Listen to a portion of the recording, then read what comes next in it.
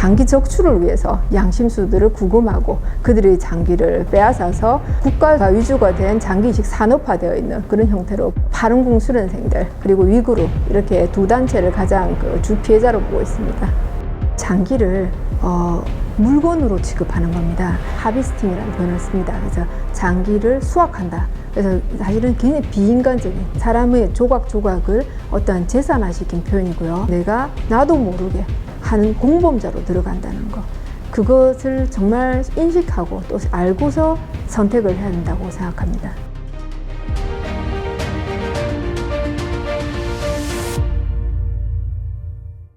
우리나라에는 그 장기 이식을 기다리는 사람이 한 44만 명 정도 된다고 합니다. 하지만 그 대기자는 많은 반면에 기증자는 턱없이 부족한 실정이죠. 그래서 절박한 사람들은 중국으로 눈길을 돌리는 경우도 있다고 합니다. 그래서인지 우리나라 사람들이 중국 원정 장기를 세계에서 가장 많이 가는 나라로 일단 알려져 있습니다. 문제는 중국은 그 국가나 아니면 국가기관으로부터 승인을 받은 조직이어서 상당 기간 그리고 그 대규모로 강제 장기 적출이 이루어지고 있어서 국내외적으로 큰 문제가 되고 있습니다. 이 같은 그 반인도주의적 범죄가 우리나라 사람들이 중국 장기 이식 가는 그 장기 이식과 관련이 있는지 그리고 강제 장기 적출은 어떤 문제가 있는지에 대해서 알아보도록 하겠습니다. 오늘은 그 중국 내 이식 오용 방지를 위한 국제연대 이택 한국 이현지 대표님 모시고 자세하게 얘기를 나눠보도록 하겠습니다. 안녕하세요, 대표님. 안녕하십니까. 우선 그 이택은 주로 어떤 일을 하는지 간단히 소개 좀 해주십시오. 사실 이택이 이제 International Coalition to End and Transparent Abuse in China에서 ETAC 약자를 땄고요. 그리고 이제 저희는 말 그대로 한국말로 하면 중국 내 강제 장기 적출 종식을 위한 국제 연대입니다.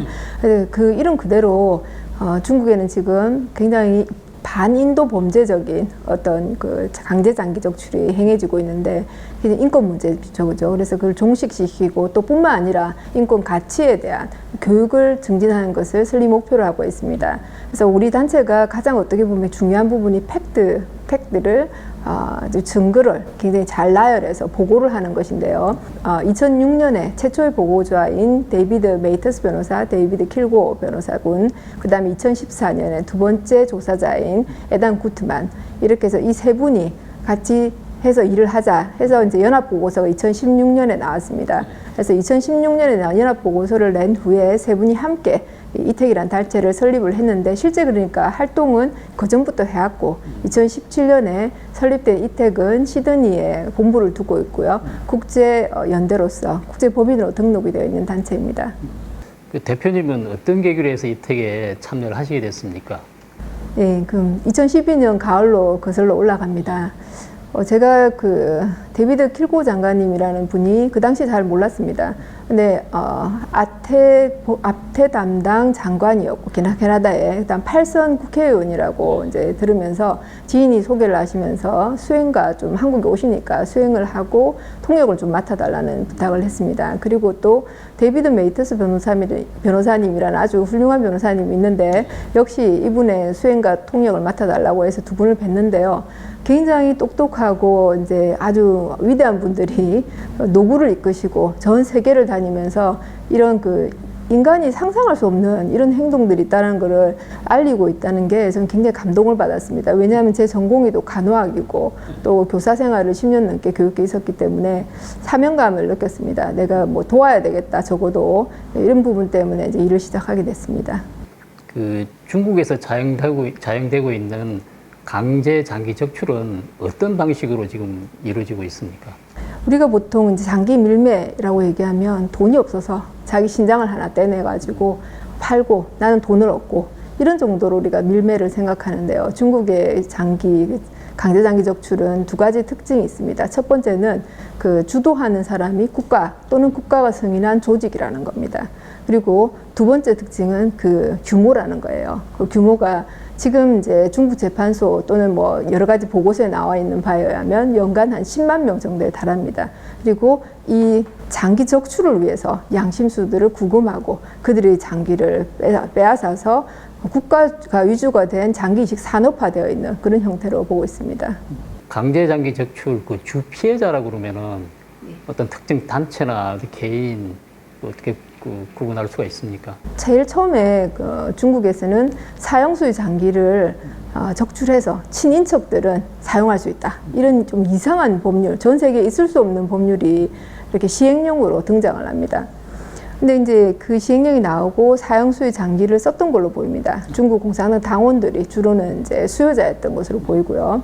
근데 이제 이식 역사를 쭉 보면 갑자기 중국의 장기 이식이 건수가 급증을 해서 10,000건을 넘었습니다. 근데 이때 그 시기가 1999년 그 파룬궁을 박해하는 시기하고 이때 2000년 초 1999년에서 2000년 초 즉 한 2005년까지 급증하는 시기가 생깁니다. 그래서 물론 이제 제가 이거 뭐 이렇다 저렇다 할 얘기가 아니라 이미 이제 독립민간법정의 판결에 의해서 증거 자료는 다 분석이 되었고요. 그래서 파룬궁 수련생들 그리고 위구르 이렇게 두 단체를 가장 주 피해자로 보고 있습니다. 그럼 지금도 현재 강제 장기 적출이 이루어지고 있는 그런 실정입니까? 왜냐하면 중국에 우리가 장기 이식이라는 것이 산업화됐다는 것은 인프라가 구축이 되어 있다는 겁니다. 그래서 현재 진행형인지 아닌지는 인프라의 상태를 보면 합니다. 그러니까 예를 들어서 시설이 많이 없어졌다든지 축소되거나 또는 병원이 망했다든지 근데 오히려 병원은 점점 증가하고 있습니다. 그래서 지금 중국에는 이식과 관련된 허가난 병원만 해도 700개가 넘는 상태입니다. 그게 줄어들지 않고 있을 때는 당연히 계속되고 있다는 겁니다. 중국에서 자행되고 있는 강제 장기 적출의 어떤 법적 문제, 인권적 측면에서 문제는 지금 구체적으로 어떤 문제가 있습니까? 사실은 이제 자국에서도 우리가 양심수의 장기 또는 구금자의 장기라는 거는 세계 이식학회에서 봤을 때 그 가이드라인에서 구금자는 동의서를 본인이 썼다 하더라도 그것은 동의서로 인정하기가 어렵습니다. 왜냐하면 모든 자유의사 상태여야 되기 때문에 그래서 그런 부분에 가이드라인이 걸리고요. 아까 제가 말씀드린 것처럼 사형수의 장기를 쓸 수 있다. 라고 표현한 그 시행령에 따지면은 중국 내부 법으로 따지면 본인들은 이건 우리 법대로 했다라고 주장할 수 있습니다. 그러나 지금까지 밝혀진 모든 자료에 의하면 당연히 국제 인권에도 문제도 걸리는 거고 로마 규정에도 걸리는 거고 인권적으로는 아주 심각한 상황으로 봐야 되는 겁니다. 장기 기증하고 장기 적출, 장기 수확 이건 어떤 차이가 있습니까? 기증은 도네이션입니다. 반드시 그 도너가 컨센트, 동의서를 써야만 할 수 있고 의사가 분명하고 그 동의서도 구금되지 않고 자유로운 의사에서 어떠한 협박이나 어떤 압력이나 그런 것들이 없어서 이루어져야 되고 구득이라는 표현은 사실은 오르간 프로큐어먼트라고 해서 이제 전문적인 의학 용어입니다. 그래서 그 장기를 다른 사람한테 옮기기 위해서 이렇게 덜어서 옮기는 그 구득이라는 표현을 쓰고요. 근데 수확이라는 표현은 굉장히 사실은 이런 장기를 물건으로 취급하는 겁니다. 하비스팅 하면 재산이지 않습니까? 이렇게 내가 채취해서 곡식도 채취해서 팔고 그래서 이식 산업을 시키고 있기 때문에 하비스팅이라는 표현을 씁니다. 그래서 장기를 수확한다. 그래서 사실은 굉장히 비인간적인 사람의 조각조각을 어떠한 재산화시킨 표현이고요. 또 다른 말로 필라징, 훔친다라는 표현을 쓰기도 합니다. 오르간 필라징. 그래서 그 두 가지를 보면 어쩌면 한국에 이제 많은 사람들이 원정이식을 가서 중국에 가서 그런 행위가 일어날 때 어떤 그런 비도덕적인 비인간화된 하비스팅이나 필라징이 일어나는 거죠. 동시에. 그래서 그 구득이라는 표현과 수확이라는 표현은 사람의 이 신체 일부들을 재산화시키고 산업화시키는 표현이기 때문에 우리가 하비스팅이라는 표현을 쓰고 있습니다. 이택에서 그동안 여러 활동을 하셨을 것 같은데요. 국제적인 활동이라든지 아니면 국내 활동 크게 이제 뭐 기억이 남거나 아니면 어떤 일을 하셨는지 간단히 좀 소개해 주십시오. 네. 아마 이택 활동을 소개하기 위해서는 이택의 스케일에 대해서도 좀 소개를 해야 될 것 같습니다. 저는 2012년부터 이제 이택 활동을, 이택 전신의 활동을 해왔는데요. 근데 이제 이택의 지금 자문위원단으로 보면 그 의료윤리계의 거장이라고 할 수 있는 뉴욕대 이제 아스 카플란 교수가 들어와 계시고 또 그 호주에 전임 법무부 장관의 오윈 코틀러라든지 또는 이제 전임 그 유럽의 부의장이신 맥밀란 스콧이라든지 이런 그 아주 엄청난 분들이 국제자문단을 구성해 있고 자문위원장으로 계시는 분도 2019년에 네이처지가 선정한 10대 과학자에 들어와 있는 웬디 로저스 교수님이 들어와 있고요. 여덟 한 7분 정도의 국제자문단이 아주 우리 모든 활동들을 힘있게 받쳐주고 있으십니다. 인상에 남는 것은 2013년이었는데 그때가 이제 책을 출간하고 난 뒤에 그 출판 기념회를 여러 나라의 이제 저자들이 오셔가지고 출판 기념회를 크게 하고 아스카플란 교수가 이제 주동이 되어서 전 세계 서명 운동을 하자, 유엔에다가 청원을 하자. 이거 인권 문제니까 조사를 하고 유엔에서 나서야 된다. 청원 성명을 하게 됐는데 7월 달부터 시작이 된 거 한국은 조금 늦게 들어갔습니다. 근데 100만 명이 넘게 이제 서명한 운동에서 한국인이 38만 명이 넘는 한국인이 서명을 했습니다. 실제 그 통계를 보시면 그 130명 정도의 한국인 중에서 한 사람이 서명을 한 것이니까 우리가 이제 제가 그 활동을 하면서 저 한국인 130명당 한 명에게 알린 결과가 있었죠. 그래서 그때 굉장히 감명이 깊었었고요. 또 그 위에도 이제 캐나다 국적의 중국인이 레온이라는 감독이 휴먼 하비스트 영화를 다큐로 제작을 했고 그 다큐가 피바디상을 받았습니다. 굉장히 유명한 상입니다. 그래서 그 다큐를 가지고 전국 상영회를 하는데 우리 그 의료진들, 그러니까 인체 장기 조직 기종원이라든지, 그다음에 뭐 생명윤리정책원이라든지 아주 그 많은 의사 선생님들한테 알리는 또 계기가 됐고요. 2017년에 이제 이택이 설립되고 난 뒤 2018년에 이택이 건의를 해서 그 독립민간법정이라는 중국 재판소가 런던에 설립이 되게 됐었고요. 그 중국에서 자행되고 있는 그 강제 장기 적출 조사하기 위해서 영국에 중국 그 재판소가 설치되고 조사후 판결까지 한 걸로 알고 있습니다. 그 중국 재판소가 설치된 경위와 그다음에 그 판결의 가장 중요한 부분은 어떤 겁니까? 중국 재판소는 전 세계에서 이 중국 내 강제 장기 적출 상황을 최초로 판결을 하는 과정이었거든요. 약 1년에 정도 걸쳐졌는데 중국 형사재판소에 있는 그 검사 출신이었던 제프리 나이스 경이 판사를 맡으시고 영국의 왕실 직선 변호사들이 모두 위원단으로 구성이 되었습니다. 그렇게 하고 아까 제가 말씀드린 중국을 반인도 범죄 국가로 판결하는 엄청난 일이 있었죠. 그래서 2019년 6월 17일 날 최종 판결이 있었고 그 판결 전문을 모두 다 잘 정리해서 500페이지가 넘는 분량으로 2020년 3월 1일 날 발표를 한 사건입니다.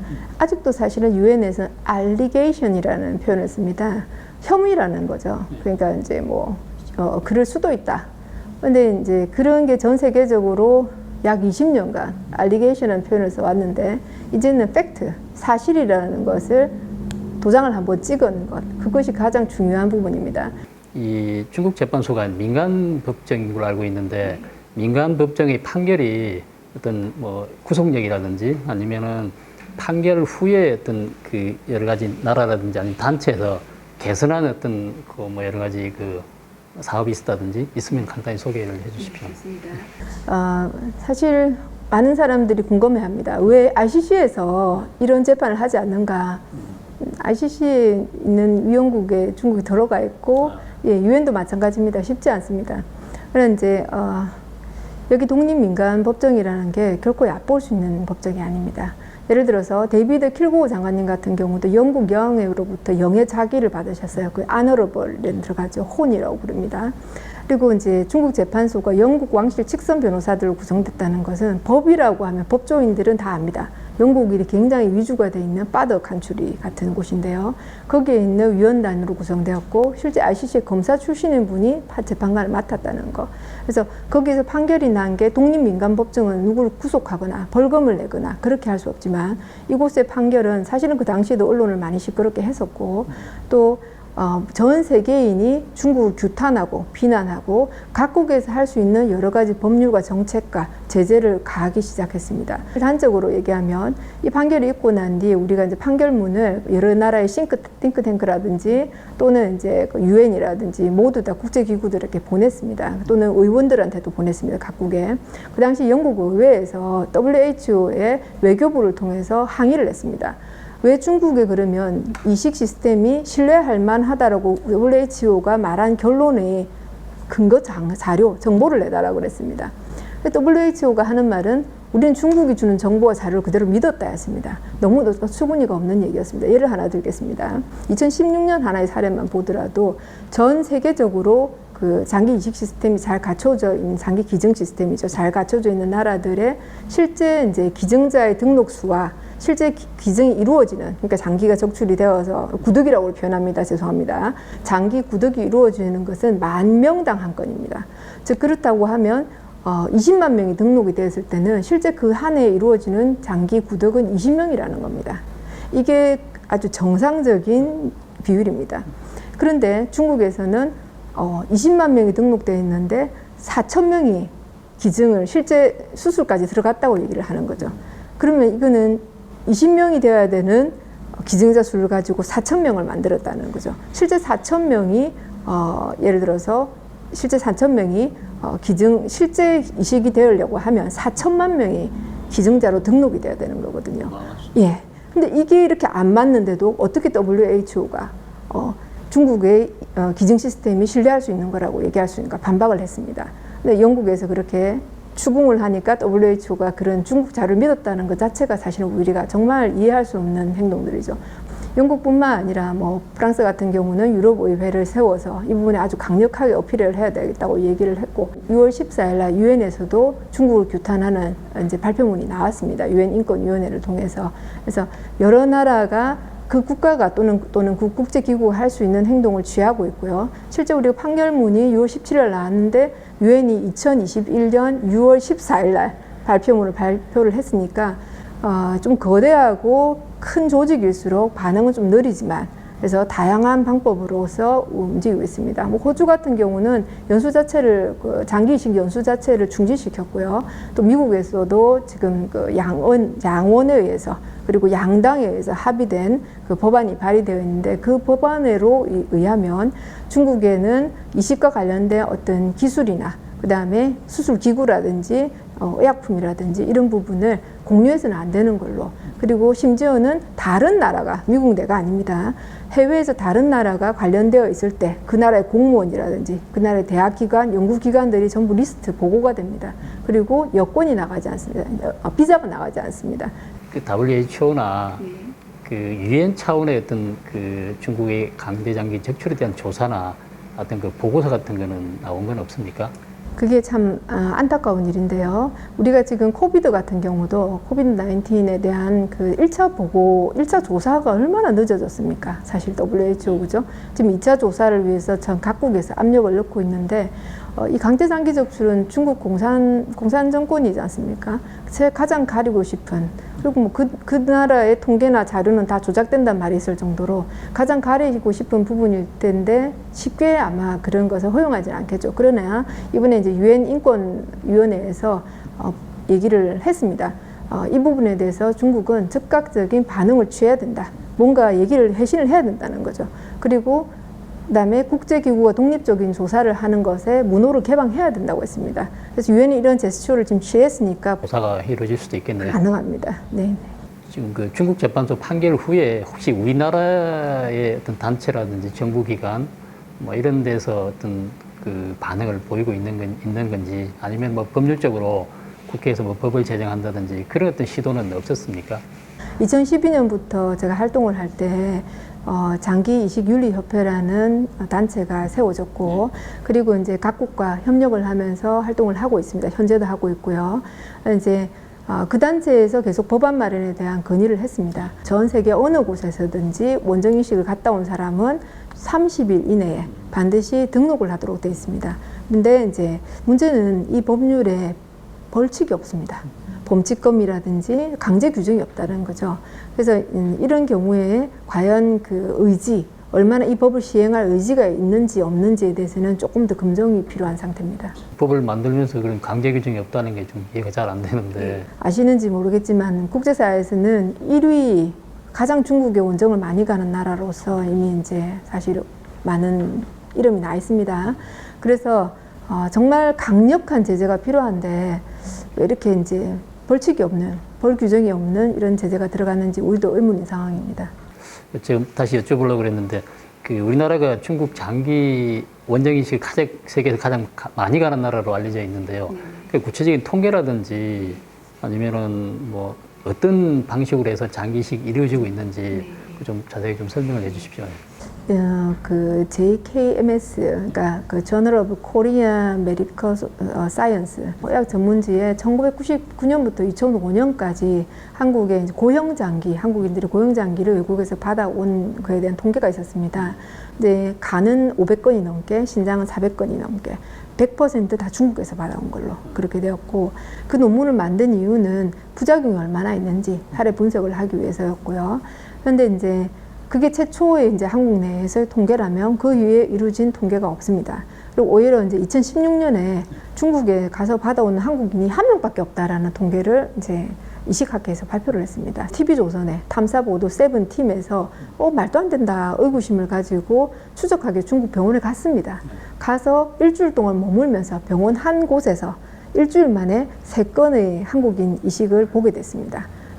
그러면 왜 이렇게 통계 차이가 나는가? 국민들이 갔다 오고 말을 하지 않는 거죠. 그러면 AS 시스템까지 정말 갖춰 있을 가능성이 높다라는 거죠. 그리고 면역 억제제는 그러면 어디서 받는가? 평생 먹어야 되는 약이고 추후 관리는 어떻게 받는 가깝지 않습니까? 중국과 미국에 원래 다포가 이제 본부가 있는데요. 다포 의사 중에 한 분이 이제 이런 얘기를 했습니다. 그 면역 억제제도 인터넷 사이트가 다 있다라는 거예요. 그러니까 의사 어떤 뭔가 처방 없이 인터넷 사이트에서 다 받을 수 있는 그런 이제 다크마켓이 있다라고 얘기를 하고 있습니다. 실제 중국과 한국의 원정 이식이 어떻게 이루어지는지를 국민들이 좀 알 필요가 있습니다. 예를 들면 우리는 브로커가 이렇게 소개를 해서 이식을 하러 가는 걸로 생각하지 않습니까? 근데 그렇지가 않습니다. 그러니까 정확하게 한국의 간이식 같은 경우 8천만 원, 신장이식은 2, 3천만 원이 듭니다. 근데 중국에서는 그게 간이식이 3억 정도, 신장이식이 1억 정도를 합니다. 그리고 중국에 있는 병원에 있는 의사들이 나와서 선전을 합니다. 그리고 그 선전하는 세미나장 같은 것을 또 한국에 있는 의사들이 이렇게 내줍니다. 장소를 내주기도 하고 MOU라는 이름으로 환자들을 만나게도 해주고 이런 장이 펼쳐지고 있습니다. 그리고 환자들은 가서 비싼 병원인데 수술을 빨리 할 수 있으니까 뭔가 있는가 보다. 근데 그게 사람을 죽이는 비용과 간수가 받는 비용, 거기서 움직이는 의료진의 비용 이런 것들, 심지어는 그 금액에 그 돈을 가지고 인민해방군을 계속해서 먹여 살리는 비용까지, 왜? 군병원, 경찰병원이 움직이니까요. 그런 비용들이 계산되는지 모르고, 그러니까 왜 이렇게 비싸지 하지만 내가 살기 위해서 가는 거죠. 그래서 이렇게 해서 형성되기 때문에 블로크가 있는 게 아닙니다. 받아온 환자가 다른 환자를 소개하고, 그리고 의사 선생님들이 환자를 살리기 위해서 소개하고, 그래서 이런 게 이렇게 커져 있는 마켓이 되어 있다는 걸 꼭 이제 알려드리고 싶습니다. 네.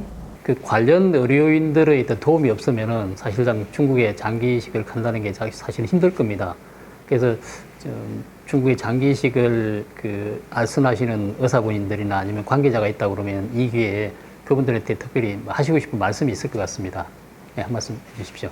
2005년에 중국에 어떻게 하면 이식을 가서 잘 받아올 수 있는가라는 로드맵을 표현한 간이식 새로운 생명의 길이라는 책이 나왔습니다. 한국에 출간이 됐는데 추천사를 대학병원에 있는 의사 선생님이 쓰셨습니다. 그게 이제 많은 걸 보여줍니다. 그 다음에 탐사보도 7이라는 곳에서 실제 본인이 알선을 해서 환자를 보낸 의사 선생님 찾아가서 인터뷰를 합니다. 그때 의사 선생님 말은 난 내 환자를 살렸다. 그래서 난 지금 다 똑같은 상황이 똑같이 벌어져도 내 환자를 살리기 위해서 중국에 있는 이식병원을 소개할 것이다 라고 했습니다. 그래서 굉장히 큰 마인드로 봐야 되는데요. 킬링 투 리버, 누군가를 내가 살기 위해서 누군가를 죽여야 되는 상황이라는 것을 보다 더 광범위한 인권 문제, 그 다음에 우리가 인류 가치 문제, 인간 가치의 문제, 그 다음에 문명적인 가치 문제, 신념적인 가치 문제 종합적으로 평가해서 봐야 됩니다. 그래서 단순히 의료윤리로 보면 히포크라테스 선서니까 우리 환자를 내가 살려야지 이렇게 좁게 보는 관점이 있을 것이고, 또 더 정말 크게 보는, 그러니까 하나의 인류 공동체지 않습니까? 우리가 양심의 역치가 이렇게까지 떨어지면 과연 나중에는 후손들이 어떻게 사는 사회가 될 것인가. 그리고 돈만 있으면 누구나 갈 수 있고, 심지어는 탐사보도 7에서 취재했던 그 케이스 한 분은 전임 공직에 계시는 분이셨어요. 아주 자랑스럽게 내가 공직에 있기 때문에 이런 정보를 빨리 알아서 이렇게 이식을 받을 수 있었다라는 표현을 합니다. 그래서 이 의료진 분들도 그렇고 사회 주류 인사들도 그렇고, 오히려 이제 아까 방금 말씀하셨다시피 아무나 이런 정보를 아는 게 아니고 그런 돈이 있었을 건데, 그런 분들일수록 좀 더 이제 이 가치관 문제로 이 상황을 좀 접근하시면 좋겠다 싶습니다. 한 사람을 살리기 위해서는 결국 한 사람이 희생을 돼야 된다 그러면은 그거는 사실상 생명의 어떤 가치라든지 그 측면에서는 사실 비교할 수 없는 그런 것 같은데요. 끝으로 이제 한국인들 특히 이제 장기식을 기다리고 있는 대기자들 분들한테 특별히 좀 해주고 싶은 말씀이 있다 그러면은 소개를 해주십시오. 우리가 역지사지라는 말이 있습니다. 지금 최대 피해자로 알려져 있는 파룬궁 그리고 위구르 입장에서 본다면 이 사람들은 중국 정부가 파룬궁 같은 경우는 진선인을 생활 철학으로 여기고 그 인도 요가처럼 심신을 수련하는 사람들이었고 알코올이라든지 담배라든지 이런 부분에서 완전히 자기 생활 속에 그런 것들이 있지 않은 그래서 깨끗한 몸과 마음을 가진 사람들이었습니다. 그런데 이 사람들을 사교로 몰았습니다. 하루아침에 그렇게 누명을 쓰고 그 사람들이 장기가 적출됐습니다. 그 다음에 위구르도 마찬가지입니다. 아이에스라고 이 중동 사람으로 생긴 이런 사람 다 아이에스다. 그래서 위구르의 가정에다가 중국인을 집어넣습니다. 위구르 남자들을 먼저 체포해 갔습니다. 가서 노교소에 수감을 하고 그리고는 중국 한족 남자를 그 집안에 넣어서 가정을 완전히 해체시킵니다. 이런 일들을 해왔을 때 역지사지로 본다면 이 사람들이 이것만으로도 괴로운데 이 사람들을 죽음으로 몰아가서 장기를 적출하고 주문형 살인을 한다는 거, 그 속에 내가 나도 모르게 하는 공범자로 들어간다는 거, 그것을 정말 인식하고 또 알고서 선택을 해야 된다고 생각합니다. 네. 사실 뭐 인간의 생명은 단 하나밖에 없고 그 무엇으로도 사실 바꿀 수 없는 정말 그 고귀한 것인데요. 사실 강제 장기이식은 살인이나 마찬가지 같습니다. 더 이상 피해가 발생하지 않도록 국가적 차원 아니면 전 세계적 차원의 어떤 노력이 필요해 보이는 것 같습니다. 네, 오늘 말씀 감사합니다. 네, 감사합니다.